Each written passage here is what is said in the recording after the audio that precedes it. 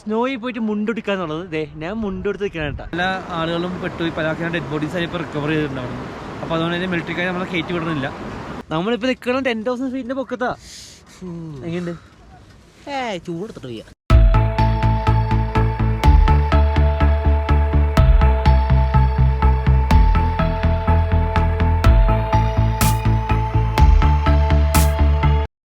Guys, അങ്ങനെ നമ്മൾ അടൽട്ടണല്ലേ അടൽട്ടണലോട്ട് പോകണം കേട്ടോ.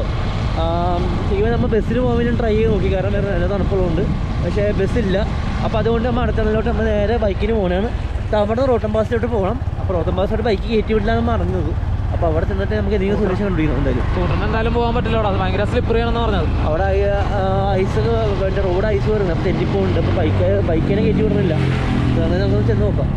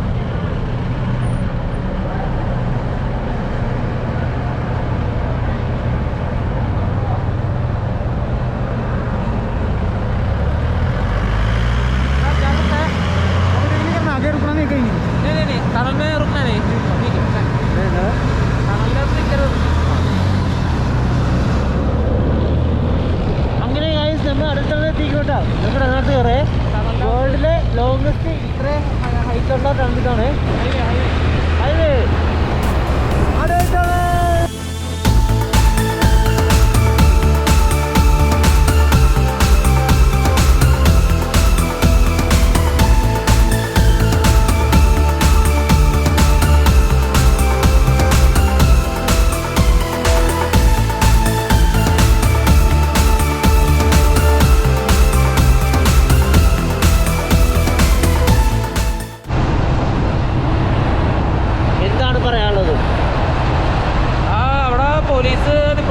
അവർ പറഞ്ഞ അകത്ത് എവിടെയെങ്കിലും നിർത്തി കഴിഞ്ഞാൽ തലയടിച്ച് വിളിക്കുമെന്ന് പറഞ്ഞിട്ടുണ്ട്. അകത്തെങ്ങും നിർത്താൻ പാടില്ല. പിന്നെ ആ സ്പീഡ് ലിമിറ്റും കാര്യങ്ങളൊക്കെ ഇവിടെ എഴുതി വെച്ചിട്ടുണ്ട്. ഓരോ സെക്ഷൻ കഴിയുമ്പോൾ ആ സ്പീഡ് ലിമിറ്റ് വെച്ച് പോകാം. നമ്മളൊരു നോർമൽ 60, 40, 50 അങ്ങനെ ലിമിറ്റ് ഉണ്ട് ഓരോ സെക്ഷൻ കഴിയുമ്പോൾ.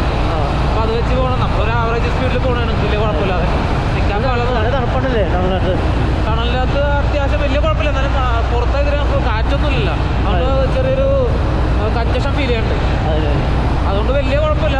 ഒരു ഫുള്ള് വണ്ടിയുടെയൊക്കെ ചൂടൊക്കെ അടിച്ച് നല്ല വണ്ടി മുക്കിയാണ് കയറിയത്. ഞാനതല്ല അറിയണം. അപ്പോൾ മറ്റേ ഇങ്ങോട്ട് കൊണ്ടുവന്ന് വെച്ചെങ്കിൽ പണി പാളിയാനെ. ഏതർ ഒരു മാതിരി ആയാനെ. ഇത്രയും നിസ്സാര ഒരു 20 കിലോമീറ്റർ ഉള്ളൂ. പക്ഷെ ആ 20 കിലോമീറ്റർ ഓടാനായിട്ട് ഫുൾ ചാർജ് വേണ്ടി വരും. അമ്മാതിരി കയറ്റണം ഇവിടെ. ഞാൻ ഹെൽമെറ്റിനുള്ളിൽ കാറ്റ് കയറിയിട്ട് തണുത്തിട്ട് ചെയ്യാം. അത്രയും കാറ്റാ തണുപ്പായിട്ടുള്ളത്. ഇനി പുറത്തിറങ്ങുമ്പോൾ സ്നോ കാണാൻ പറ്റും ഗായ്സ്, അതെൻ്റെ വിശ്വാസം.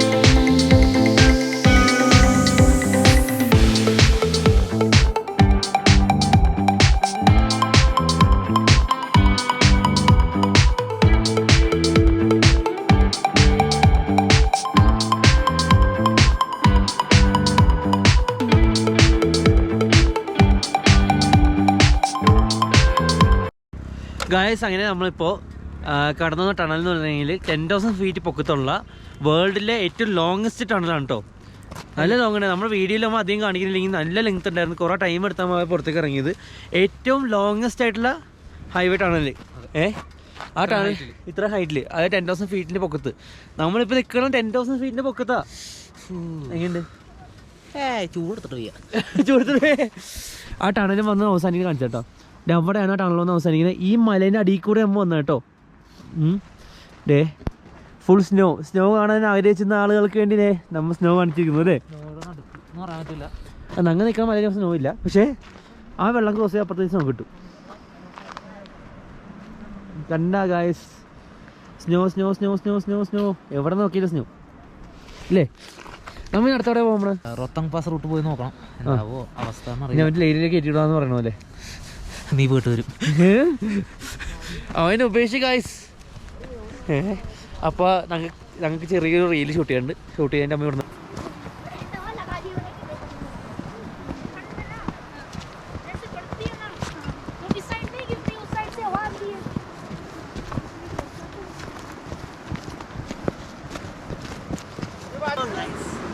നോക്കൂ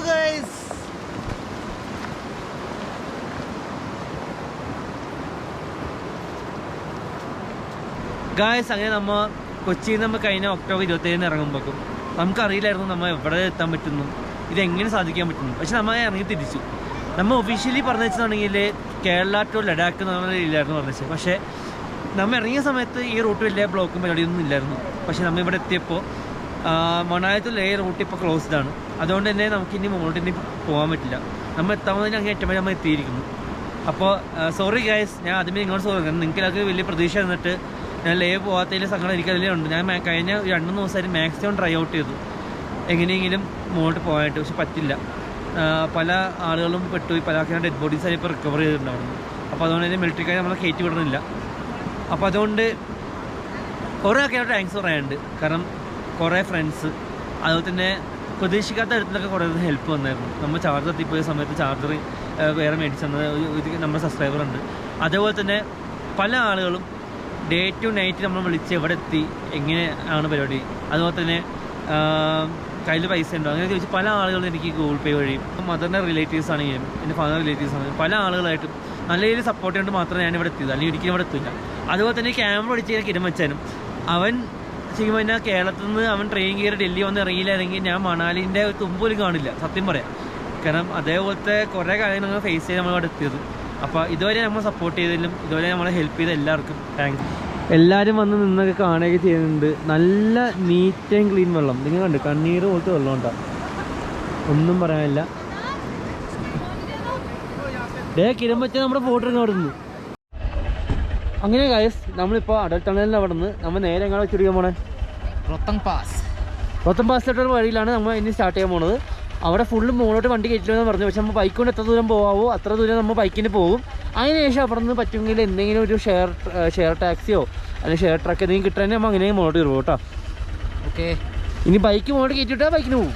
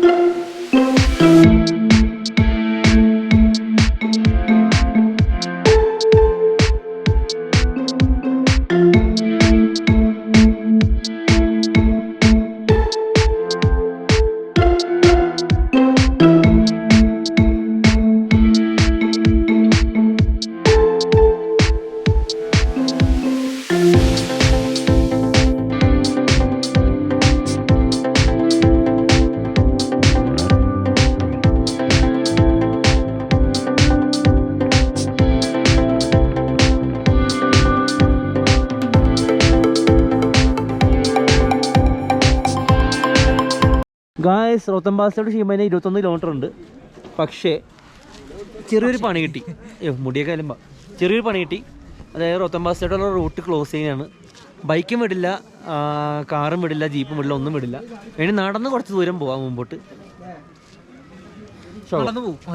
അപ്പോൾ കൈസ് നമ്മൾ നടന്നു പോകാൻ പറ്റില്ല, അത്ര ദൂരം നമ്മൾ നടന്നു പോകാനുള്ള പ്ലാനില്ല. 21 കിലോമീറ്റർ നമുക്ക് നടക്കാൻ പറ്റില്ല. സ്നോ കാണണം, അത് നമ്മൾ ആരും വന്നു. അല്ല ഇവിടെ തന്നെ ഇത്ര ക്ലോസ് ആകുമ്പോൾ എയർ റൂട്ട് എന്തായിരിക്കും?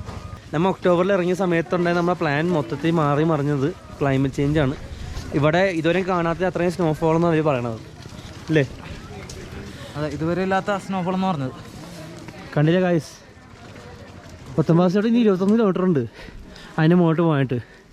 നടക്കില്ല, നടക്കാനും പറ്റില്ല, ഓടിക്കാനും പറ്റില്ല, അതാണ് അവസ്ഥ. അങ്ങനെ ഗായ്സ് നമ്മളിപ്പോൾ ശരിക്കും പറഞ്ഞാൽ 19 പോയി ഇറങ്ങിയിട്ട് നടക്കില്ല. ഇവിടുന്ന് മുകളിൽ കയറ്റി വിടില്ല എന്നാണ് പറയണത്. അപ്പോൾ ഇവിടെ ട്രക്ക് ചോദിച്ചപ്പോൾ അവർ പറഞ്ഞത് 8000 രൂപയാണ് ട്രക്ക് മുകളിൽ കൊണ്ടുപോയിട്ട്. അപ്പോൾ പിന്നെ അത് നമുക്ക് ക്യാൻസൽ ചെയ്തു. ഇപ്പോൾ കിരം വെച്ചാൽ നമ്മളിവിടെ സ്നോ കാണാൻ വേണ്ടി മുകളിൽ പോയി തുടങ്ങി കേട്ടോ, കണ്ടില്ലേ? അപ്പോൾ 19 പോകാൻ പറ്റില്ല. അപ്പോൾ നമ്മുടെ ട്രിപ്പ് കൊച്ചിയിൽ നിന്ന് തുടങ്ങിയതിന് ശേഷമുള്ള ഒരു എൻഡ് പോയിന്റ് നമ്മൾ എത്തിക്കുന്നത്. നമ്മൾ മാക്സിമം പോകാൻ ലിമിറ്റ് നമ്മൾ എത്തിയിട്ടുണ്ട് ഇല്ലേ? ഇനി ഇതിന് മുകളിൽ നമുക്ക് പോകാൻ പറ്റില്ല. നമ്മളിപ്പോൾ ഏകദേശം അതന്നെ നിങ്ങൾ അന്വേഷിച്ച് മഞ്ഞോടെ കിടപ്പുണ്ട്. അപ്പോൾ നമ്മളിപ്പോൾ 10300 അടി പൊക്കത്താണ് നമ്മളുള്ളത്. പക്ഷേ നമ്മൾ ഇലക്ട്രിക് സ്കൂട്ടർ നമ്മൾ ഇങ്ങനെ കൊണ്ടുവന്നിട്ടില്ല.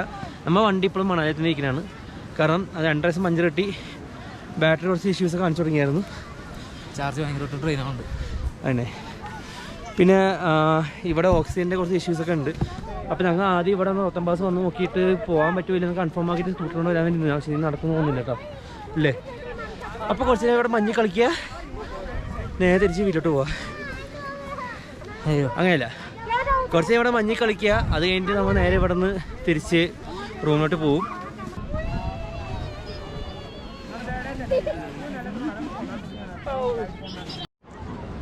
അപ്പോൾ ഗൈസ് നമ്മൾ ഇവിടെ വെച്ച് ഒരു മലയാളിനെ പരിചയപ്പെട്ടു കേട്ടോ. ചേട്ടൻ്റെ പേരെന്താ? നാട് ഇവിടെ കാസർഗോഡ്.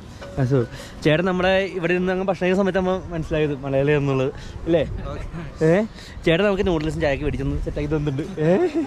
ചേട്ടൻ ഇപ്പോൾ എത്ര ദിവസം ഇറങ്ങിയിട്ട് വീട്ടിൽ നിന്ന്? നമ്മൾ ഇറങ്ങിയിട്ട് ഇപ്പോൾ ഒരു 5-6 ദിവസമായില്ലേ? ചേട്ടൻ്റെ വൈഫും കൊച്ചുണ്ട് കേട്ടോ. കൊച്ചിൻ്റെ പേര് ചേച്ചി പേരെന്താ? ഹലോ, പാവം തണുത്തിരിക്കേണ്ട ഏട്ടാ. അപ്പൊ ചേട്ടനിപ്പോ എത്ര ദിവസം ഉണ്ടാവും ഇവിടെ? ഇനി 2 ദിവസം കൂടെ ഉണ്ടാവും. 2 ദിവസം ഉണ്ടോ? എന്തിന് വേറെ എവിടെയെങ്കിലും പോകാൻ പ്ലാൻ ഉണ്ടോ? വേറെ ഫാമിലി ഉണ്ട്, ഇപ്പൊ നോക്കണം വേറെ എങ്ങനെയാണ് പ്ലാൻ നോക്കിയിട്ട് അങ്ങനെ പാക്കേജ് എടുത്തിട്ട് വണ്ടിയുണ്ട്, അവർ ഇല്ല വണ്ടിയുണ്ട്. ഷിംലയിൽ പോയി കഴിഞ്ഞാൽ സ്നോഫോൾ കിട്ടും ചിലപ്പോൾ. ഷിംലയ്ക്ക് വിസിറ്റ് ചെയ്ത് നോക്കി. താങ്ക്സ് ചേട്ടാ. അപ്പൊ ഇങ്ങനെ കുറെ സപ്പോർട്ടേഴ്സ് നമുക്ക് വഴി വെച്ചിട്ടുണ്ട്. അപ്പോൾ നമ്മൾ സംസാരിച്ചപ്പോൾ വേറെ മനസ്സിലായി ഡിംബ്ലേജിന്റെ കട്ട ഫാനാണ് കേട്ടോ. ചേച്ചിയോട് എന്താ പറയാനുള്ള? ചേച്ചിയോട് എന്താ പറയാനുള്ള പറഞ്ഞോ? അപ്പൊ ഞാൻ ഈ വീഡിയോ ഡിംബ്ലേജിക്ക് സ്പെഷ്യലായിട്ട് അയച്ചു കൊടുക്കാം കേട്ടോ. Take care. അങ്ങനെ ശരിക്കും ചലഞ്ചായിരുന്നു സ്നോയിൽ പോയിട്ട് മുണ്ടെടുക്കാന്നുള്ളത്. ഞാൻ മുണ്ടെടുത്ത് നിൽക്കണം കേട്ടോ. ആർക്കൊക്കെ പറ്റും ഇത് ചലഞ്ചായിട്ട് കേട്ടിരിക്കാം ഗായ്സ്. അപ്പോൾ നമ്മൾ ഇവിടുത്തെ വീഡിയോ ഇവിടെ അവസാനിപ്പിക്കണം കേട്ടോ. വേറെ കൊണ്ടല്ല, ഇവർ ഇരട്ടി തുടങ്ങിയിട്ടുണ്ട്. അപ്പോൾ നമുക്ക് തിരിച്ച് ബൈക്ക് ഓടിച്ച് എത്ര പെട്ടെന്ന് തിരിച്ച് മണാലി എത്തണം. അപ്പോൾ അതുകൊണ്ട് ഞാൻ ചലഞ്ച് ചേർത്ത് ചെയ്തില്ല, ചലഞ്ച് ചെയ്യാൻ വേണ്ടി വെയിറ്റ് ചെയ്യുന്നതായിരുന്നു. ചലഞ്ച് ചെയ്തു. അതൊരു വാശിയായിരുന്നു ഇവിടെ നിന്ന് മുണ്ടെടുക്കണമെന്ന്. കഴിഞ്ഞിട്ട് പല ആക്കിന് പുറത്ത് നോർത്ത് ഇന്ത്യ പോയി മുണ്ടെടുക്കരുത് എന്നൊക്കെ ഉള്ളത്. അപ്പോൾ പിന്നെ കഴിഞ്ഞ് സ്നോയിൽ പോയി മുണ്ടെടുക്കാൻ നിർത്തു ഇല്ലേ? ഇല്ല ഗീത. അപ്പോൾ ഞാൻ ഗായസ് ഈ വീഡിയോ വിളിച്ച് അവസാനിപ്പിക്കുന്നു. ഇനി അടുത്ത വീഡിയോ കാണാം. അതിലേക്ക് ബൈ ഗായസ്.